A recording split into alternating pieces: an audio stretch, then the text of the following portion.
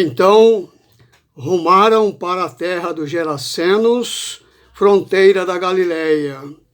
Logo, ao desembarcar, veio da cidade ao seu encontro um homem possesso de demônios, que havia muito não se vestia, nem habitava em casa alguma, porém vivia nos sepulcros.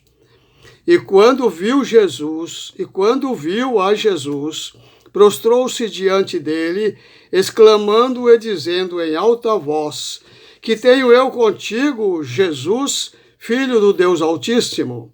Rogo-te que não me atormentes. Porque Jesus ordenara ao espírito imundo que saísse do homem, pois muitas vezes se apoderara dele, e embora procurassem conservá-lo preso como cadeias e grilhões, tudo o despedaçava e era impedido pelos demônios para o deserto. Perguntou-lhe Jesus: Qual é o teu nome?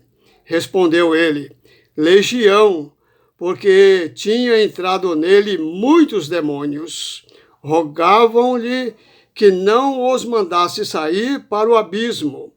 Ora, andava ali, pastando no monte, uma grande manada de porcos. Rogaram-lhe que lhe permitissem entrar naqueles porcos. E Jesus o permitiu. Tendo os demônios saído do homem, entraram nos porcos, e a manada precipitou-se despenhadeiro abaixo, para dentro do lago, e os afogou. Os porqueiros, vendo o que acontecera, fugiram e foram anunciá-lo na cidade e pelos campos. Graça e paz. Uma alegria estarmos juntos mais uma vez, para juntos compartilhar da palavra do Senhor. Como é bom estarmos juntos e é bom estarmos em comunhão uns com os outros e com o Senhor, porque Ele é o Senhor da igreja, da segunda IPI de Carapicuíba, uma igreja segundo o coração de Deus, uma igreja colocada aqui próximo a Coab para proclamar o Evangelho de Jesus Cristo. Por isso, é bom estarmos juntos, é bom glorificar o nome do Senhor, e o Senhor Jesus, que é o Senhor da igreja, de todas elas. Ele é o soberano, Ele é o nosso Deus. Oremos ao Senhor. Bom estarmos, Senhor, mais uma vez, diante da Tua palavra, para juntos compartilhar da beleza do Teu amor, da beleza, Senhor, da vida, da beleza do Teu cuidado.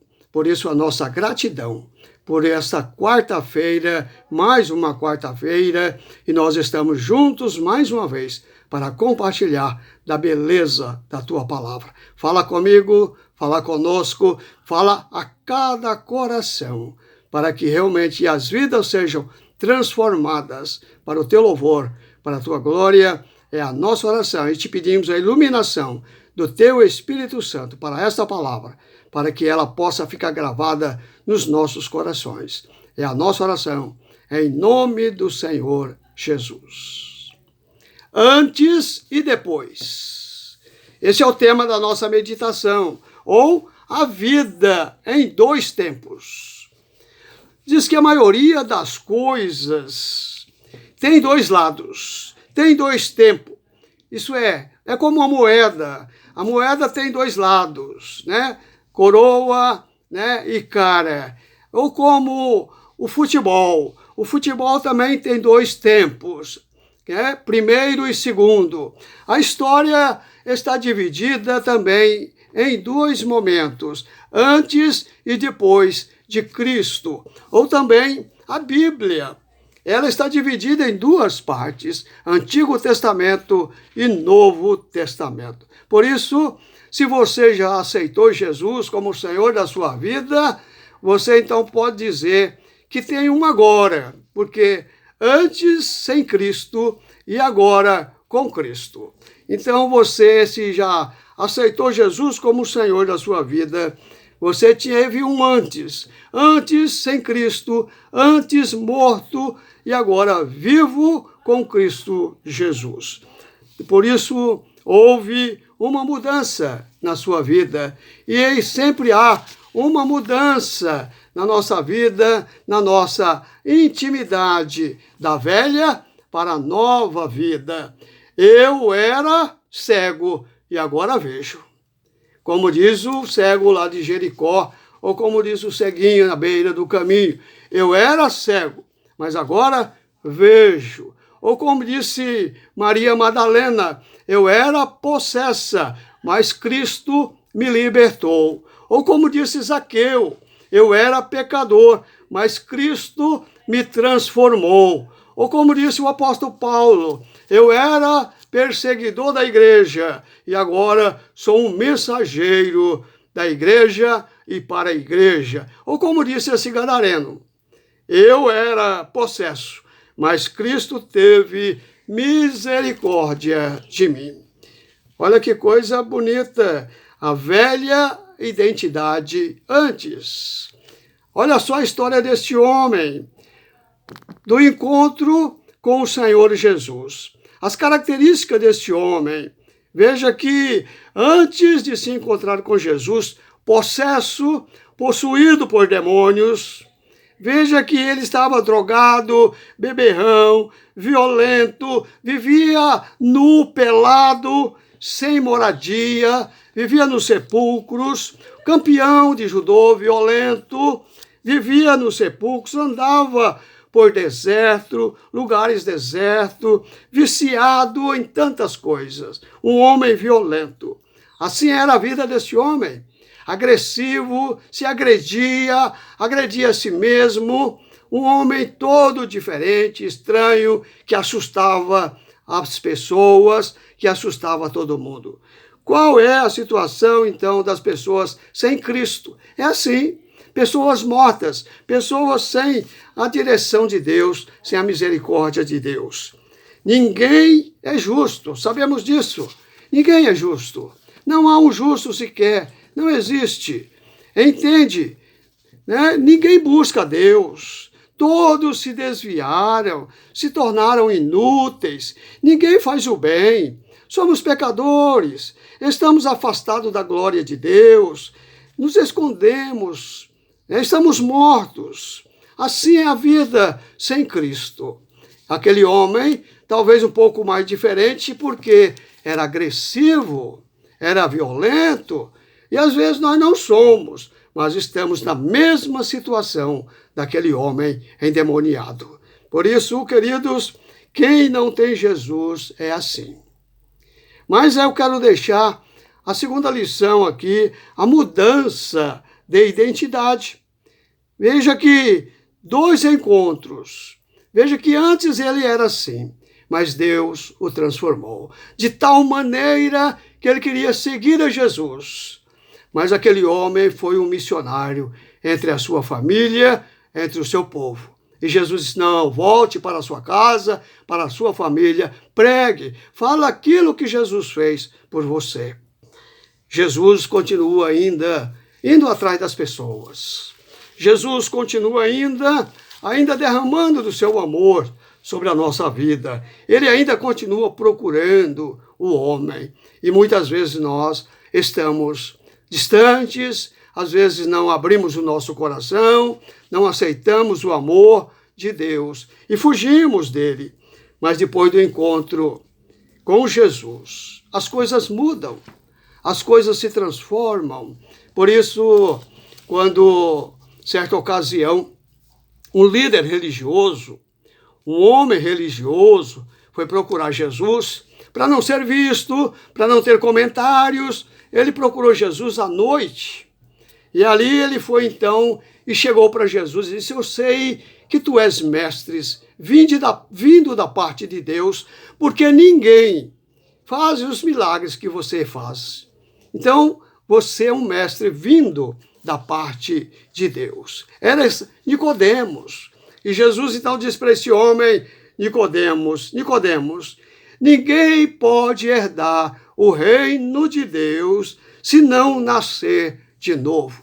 Como pode ser isso? Como o homem velho, cheio de pecados, com tantos problemas, pode se transformar, pode ser um homem novo, pode ser diferente? Como pode ser isso, Senhor?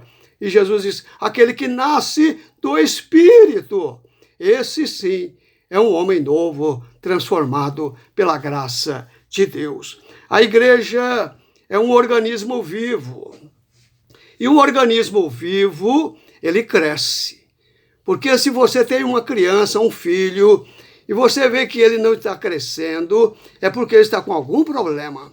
Por isso que logo nos primeiros dias de vida, os médicos mede tudo, a mãozinha, pé, mede tudo da criança, a cabeça, para ver se ele está crescendo. Assim é a vida.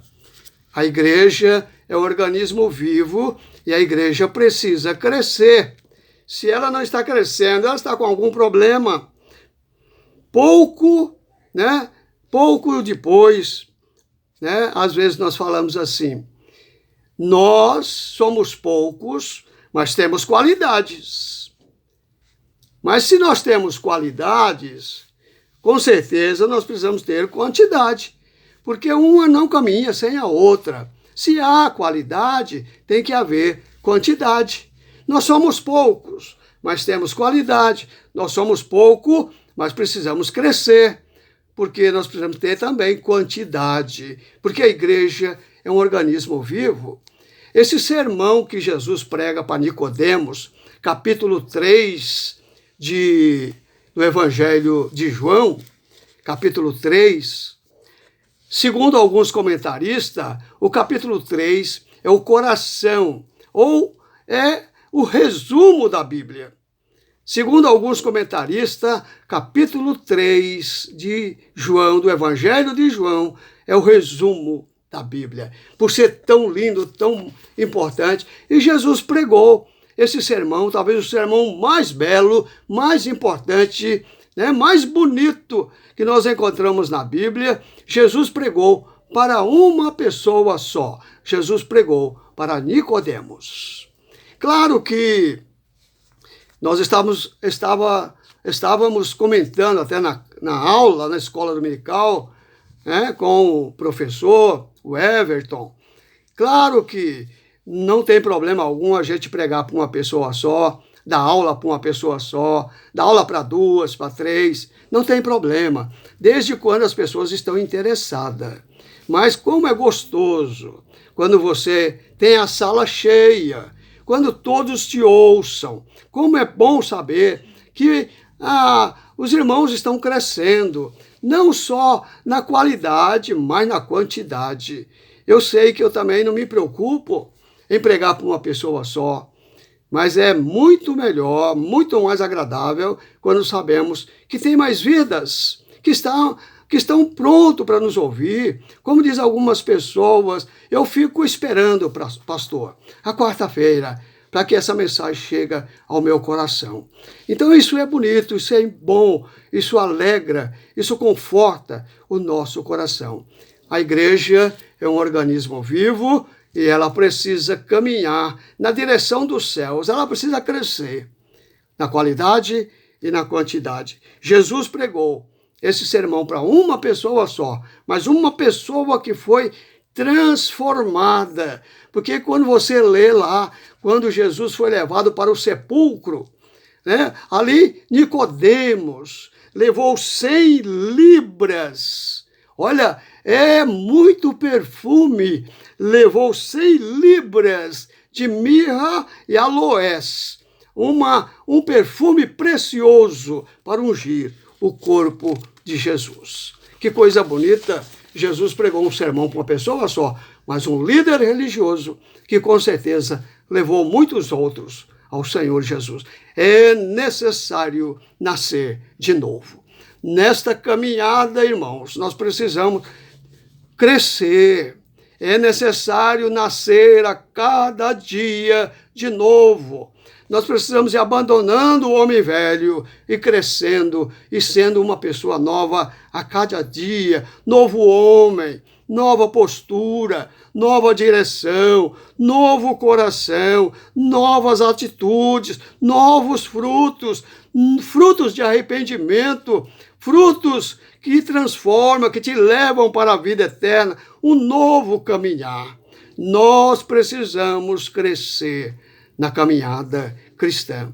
Mas, segundo alguns comentaristas, que o capítulo 3 é o resumo da Bíblia, o versículo 16, João 3,16, é o coração de João 3,16. Porque Deus amou o mundo de tal maneira que deu seu Filho unigênito, para que todo aquele que nele crê não pereça, mas tenha a vida eterna.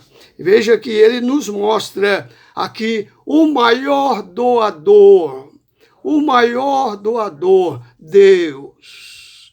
Ele é o maior doador e o doador da vida. A maior dádiva, seu Filho amado. Ele deu o seu Filho, ele deu o melhor, e quem dá o melhor dá a própria vida. Por isso aqui nesse versículo, Deus é o maior doador. Doou o Filho amado, o maior amor, o maior presente. É o amor maravilhoso, que ele amou de tal maneira. Veja que coisa linda. E os receptores? Quem são os receptores? Indignos, às vezes, somos nós. Nós somos os receptores da graça, deste amor de Deus. O convite mais abrangente ao mundo. Veja que Jesus veio e abriu os braços para o mundo. Mas nem todo o mundo aceita o amor de Deus. O caminho mais simples é crer. Creia. Isso é que Deus quer de nós. Creia, porque quando nós cremos, veja que a afirmação mais rica que é não pereça. Quando você crê, você não vai perecer, mas você será mais do que vencedor. Por isso a afirmação mais bela e a bênção maior, a vida eterna. Deus é o doador, doou o melhor, doou o Filho, amou de tal maneira, amou a todos nós, amou ao mundo, as pessoas, e nós precisamos crer para não perecer. E o presente é a vida eterna. Que Deus te guarde, que Deus te abençoe, que Deus nos ajude nessa caminhada. Possamos a cada dia nascer de novo. Amém, irmãos? Deus te guarde e abençoe. Curve a sua cabeça mais uma vez. Nós temos alguns pedidos de oração. A irmã Lucimar, lá da congregação do Ariston, está com alguns problemas, fazendo tratamento, pede as orações da igreja. Lucimar, diaconisa lá do Ariston. A nossa irmã Neiva, a Neiva também estava para fazer uma cirurgia agora, dia 23, dia 22, 23, alguma coisa assim, mas foi, parece que adiada.